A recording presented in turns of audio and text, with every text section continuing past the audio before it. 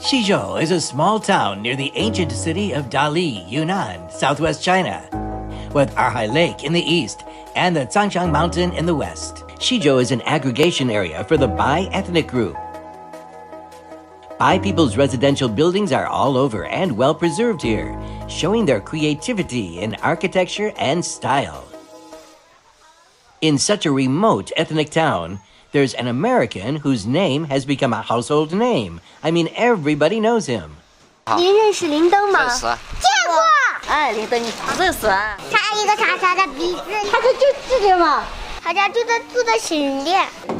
Hey, welcome everyone to my home. My name is Brian Linden and I come from Chicago, but we are now in Xizhou and this is now my home. Everybody calls me the Cunzhang, so the kind of, they call me the Lin Cunzhang. And that is quite an honorific. This is something that I'm quite proud of. Every morning I'm the first one to usually get up here at the center and I try to get the breakfast ready, I make the coffee, and I spend the rest of my day really interacting in some way with our visitors. And I like to try to reach out to all of them. 我起得晚，对，你起的几点起？这是11点。差不多。哇，很好。Brian visited China for the first time as an international student in 1984. After pursuing his PhD at Stanford University, Brian worked as a senior executive and consultant for companies around the world, and later owned an Asian art gallery in the United States. In 1993, Brian got married with a Chinese-American woman from San Francisco. The Lindens have traveled to over 100 countries during the past 4 decades.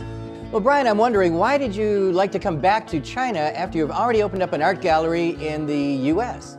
Most of the people overseas had a very limited understanding of the changes that were occurring in China and the cultural richness of this country. So my goal was to really come back to China and try to create a platform that would in some way, introduce the outside world to some of the cultural richness that represented maybe the 4,970 years that preceded the most recent 30 years of economic changes, which is amazing growth. It's a miraculous growth. I've chosen to live in Xizhou, I think, for one main reason, and it's the people. I love the Chinese people, and I feel that being in rural China allows you to interact at a slower speed. In Xizhou, one of my favorite places would probably be, I would say, the agricultural fields. I think that this represents that connection that China has with the earth, with the soil, with the 土地, and it allows you to have deeper interactions with China. And being in the small villages allows us to slow down and maybe have a deeper understanding and have the time to more fully understand the cultural richness of China. This is the Linden Center, a classic example of Chinese Bai-style architecture, and it's also one of Xizhou's heritage sites protected at the national level.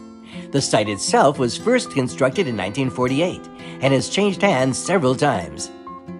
After the Lindens visited Xizhou ancient town in 2004, they desired to renovate and repurpose this Bai courtyard home as an international cultural center. After 2 years of constant negotiation and communication with the local government, they were granted the ability to protect and properly restore the compound. In the end, their efforts and sincerity earned the trust and support of the local government. 他是一个来到我们喜洲古镇对古民居进行修缮、活化利用的一个外国人。在经营的这几年，他跟我们喜洲的村民也是比较融入的，带来了一些比较先进的一些经营理念、管理理念。这也是把我们的一个喜洲一个古镇，把它推向国际化的一个很好的一个平台。他通过这样一个文化型的文物保护建筑传播给这个地方带来了相当高的知名度，为当地的村民提供了一种新的经济发展方向。 Through the continuous efforts of the Lindens and the local government, the Linden Center was finally finished in April 2008. Since then, the Lindens truly began their cultural journey. 我知道你们这个客栈。真的吗？怎么知道了？你们很出名。 Being in China, I feel that I'm part of a larger, almost like a larger village.